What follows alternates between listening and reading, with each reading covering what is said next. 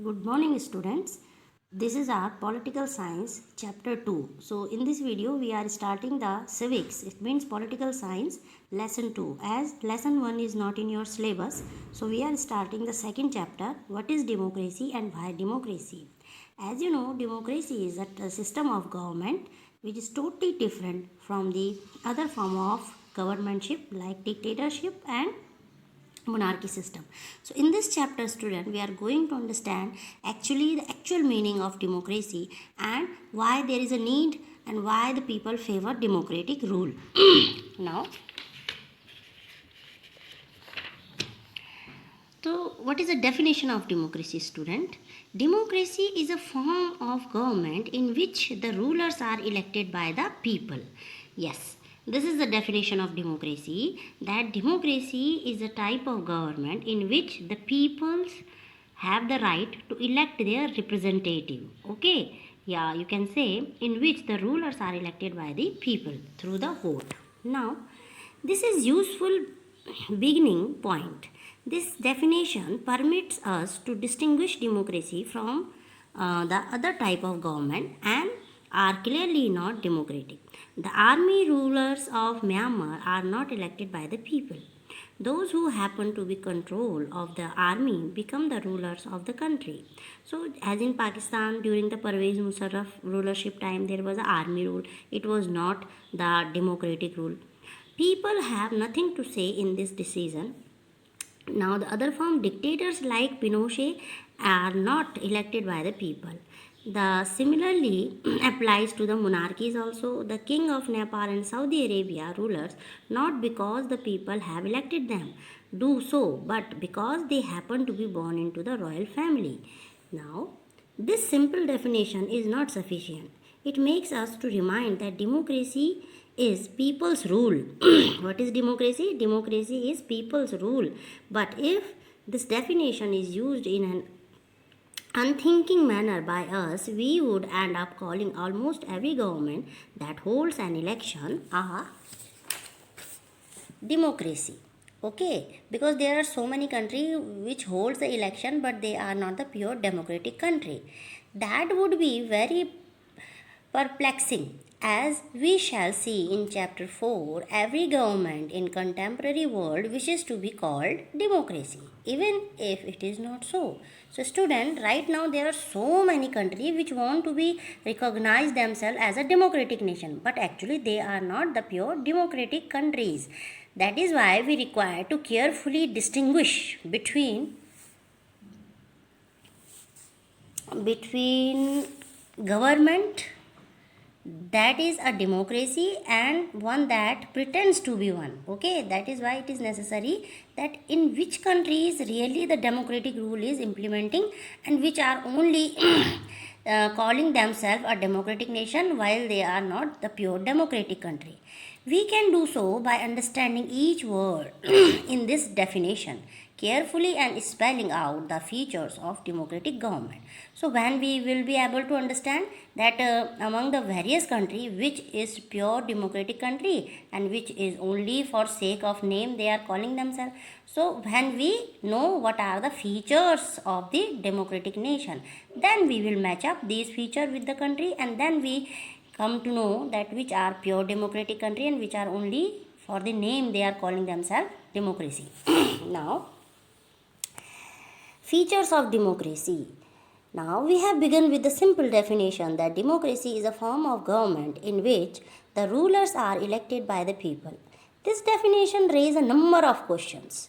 Who are the ruler in this definition? Which official must be elected for any government to be called a democracy? Which should be the kind of decision that may be taken by non-elected officials in a democracy? Now, what kind of election constitutes a democratic election? What should be the condition that must be fulfilled for an election to be considered democratic? Who are the people who can elect the ruler or elect by as a rulers? Should this include every citizen on equal basis? Can this right be denied to some citizen by a democracy? Finally, what kind of form government is democracy? Can elected rulers do whatever they want in democracy or must a democratic government function with some limits. Is it essential for a democracy to respect some rights of the citizen? We will discuss each of these questions with the help of some examples. Okay, so when we say democracy and when we want to know the features of democracy, the student, first of all, these common questions come in our brain that when we say representative are elected by the people, though, who can be the representative of any democratic nation? How we elect them? Are the people having so much of rights in the democracy? Or if the government is democratic, so they can how much powers is given to them and what are their limitation, or they can do anything whatever they want. So these are the common question when we study the democratic features, the features of democracy. It is usually come in our mind. Now with the help of example we are going to understand all these features. Okay, now first, major decision by elected leaders. The first very feature of the democracy is that whatever big decision and major decision will be taken, it will be elected by the leaders. Okay, it will be done by the elected leader whom we have elected. In Pakistan, a military coup led by General Pervez Musharraf took place in October 1999. The democratically elected government was thrown out by him. He then declared himself the chief executive of the country. Later, he changed his designation to president. In 2002, he held a referendum in the country that granted him a 5-year extension.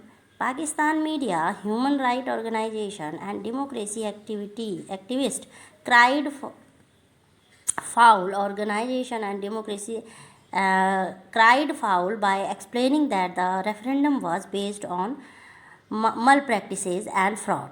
In August 2002, he issued a legal framework order that amended the Constitution of Pakistan. According to this order, the president was empowered to dismiss the national or provincial assembly. So here he has changed the Pakistan constitution just like a monarchy system, autocratic ruler, and he has given himself so much of power. A National Security Council was created to supervise the work of the civilian cabinet. The council was dominated by military officers. Then again the council was established, but again it was having the domination of military officers. So military rule type, army rule. After passing this law, elections were held to national and the state assembly. So Pakistan has had elections and elected representatives have some power, but the final power rests with the military officers and General Pervez Musharraf himself. So that's why during the rulership of Pervez Musharraf, Pakistan was merely for the sake of name. It is known as democratic country, but it is not democracy at all. It was a army rule, or you can say autocratic rulership was there. It was not the democratic country. Now, obviously, there are various reasons why Pakistan under General Pervez Musharraf should not be considered a democracy. But let us concentrate on one of these. Can we consider that rulers in Pakistan are elected representative of the people? No. Then, not quite. Indeed, people may have elected their representative to the National and Provincial Assembly, but those elected representatives are not, in fact, the rulers. Okay, they have not the authority to take the final decision. The power to take final decision lies with the army officials. That's why it was not a democratic nation and with General Pervez Musharraf. And none of them are elected by the people. This happens in several dictatorship and monarchies. That's why I told you that during the rulership of Pervez Musharraf, Pakistan was a dictatorship system of government or the monarchy type. They formally have an elected representative, parliament, and government, but the real power lies with the people who are not elected. Okay, in the last chapter, we had read about the role of USSR in the communist Poland and that of US in contemporary Iraq. Here the real power was with some external powers and not with the local elected representative. This certainly cannot be called people's rule, and if it is not called people's rule, student, that's why it is not a democratic country. Okay. Now, the second feature is of democracy is free and fair election competition. Student, if we are saying that our India is a democratic country, and yes, true, it is a democracy. So, the another feature of the democratic country that here the free and fair election competition will be found. Now, in China, elections are regularly held at an interval. We are understanding the features of democracy with the help of countries. Okay. In China, elections are regularly held at interval of every 5 years. Yes, it happens in democracy. For electing the country's parliament, called Quanguo Renim Diablo, the Hui National People's Congress. Okay, the power to appoint the president of the country lies with the National People's Congress. The Congress has nearly 3,000 members elected from throughout China. Some members are also elected by the army, underline army. So here is also the involvement of the outsider. Before contesting election, a candidate requires the approval of the Chinese Communist Party. Only those who are members of the Chinese Communist Party or 8 smaller parties allied to it were allowed to contest election held in 2002 to 2003. Again, that there is no equality, that the people has to be the member of Communist Party in China during the 2002 and 2003. That's why again it is not the favoring input for the democracy. Here the government is always formed by the Communist Party. So again the one party system, that in democracy we cannot favor only one party members can be elected or take part in the election, but it was in China during the 2002 to 2003. That's why it was not that free and fair election was not there. That's why it was not the democratic country. Now, Mexico got independence in 1930, and since then it holds election after every 6 years to elect in its president. The country has never been placed under a military or dictator's rule, but in every election until 2000, a party called PRI became victorious. In all those elections, opposition party did not contest, but they never managed to win. The PRI had been using numerous dirty tricks to win the election. We are talking about Mexico. It was mandatory for all those who were employed in government offices to attend its party meeting. Parents were forced to vote for the PRI by the teachers of government schools. Media largely ignored the activities, or you can say opposition political party, except to criticize them. Sometimes the polling booths were shifted from one place to another in the last minute, which prohibited people to cast their votes. A very large sum of money was used to buy the PRI in the campaign for its candidates. So you can see then again in Mexico also one party system was there, that they are changing the voting booths also, so that the people cannot favor genuinely during the election. They cannot use their vote properly. That's why again in Mexico also, although it has gained independence in 1930, but it is still there was not democracy. Now that's why there was not free and fair election. Should the election described above be considered as example of people electing their rulers? No, not at all. Going through these examples, we get sense that it can't be considered so. There are several problems here. In China, the election do not offer the people any serious choice. They have to elect the ruling party and candidates approved by it. Can we call this a preference? No. In the Mexican example, people seem to really have a choice, but in practice, they had no choice. There was no way by which the ruling party could be defeated, even if people were against it. These cannot be considered fair election. So, student, in the case of China and in the case of Mexico, there was not a democracy because there was not free and fair election held there. No. We can thus add a second feature to our understanding of democracy. Holding election of any kind is not adequate. Yes, student, if you are saying that one nation is holding regular elections after every 5 years, that's why they are democratic nation. No, it is not enough.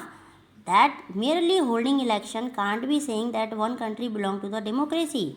The election must offer a real preferences between political alternative, and it shows that it's possible for people to use preferences to throw out the existing rulers if they wish so. So democracy must be based on a free and fair elections where those currently in power have a fair chance of losing also. We shall study it more about in the next chapter. So the second feature of the democracy is that democracy must be based on free and fair election where those currently in power they can also have the chance to lose the election if they hadn't worked for the welfare of the country. If the country people are not satisfied with them, they can give their vote to the another candidate. So if the country is following such feature, then we can say they are democratic country. Now the another feature of democratic nation is one person, one vote, one value. Yes, as we know that in India up to the age of 18 and more than that are having the right to vote. So every vote is having same value, same importance like the other. In the last chapter we had learnt how there was a limit, how there was a link between the struggle for democracy and the demand for universal adult franchise. This principle has now come to be accepted almost throughout the world. Yet there are several examples of denial of equal right to vote. So, one person, one vote, one value. The another feature of democracy. In Saudi Arabia, women do not have the right to vote. Now, again, we are taking the example to understand this another feature of democracy.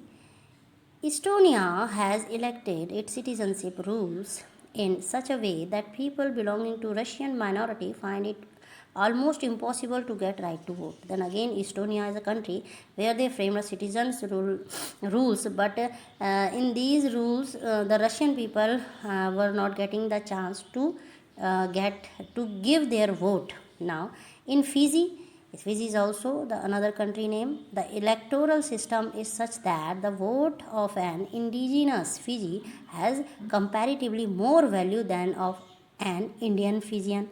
So again there is a discrimination. So they are not having the equal right to give the votes. That's why in Saudi Arabia, Estonia and Fiji there was not one person, one vote, one value. That's why they were non-democratic countries. Okay. Now democracy is based on a fundamental principle of political equality that provides the third feature of democracy. In democracy, each adult citizen must have one vote and each vote must have one value. So, student, this is a third feature of democracy that if in a country they are calling themselves a democratic nation, so there should be each adult citizen having the right, one vote right, and each vote must have the same or one value. Okay. Now, the fourth, you can say, features of democracy is Zimbabwe got independence from white minority rulers in 1980. Since then, ZANU-PF, the party that led freedom struggle, has been ruling the country. Its leader Robert Mugabe has been ruling in the country since independence. Elections have been held at regular intervals and always won by ZANU-PF. President Mugabe is popular, but unfair practices have also been used in elections. Okay?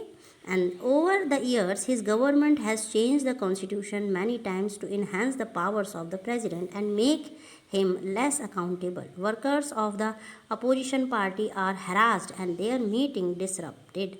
Public protest and demonstration against the government are declared illegal. A law is enacted to limit the rights to criticize the president. Television and radio are under the control of the government, and thus they give only the ruling party's version.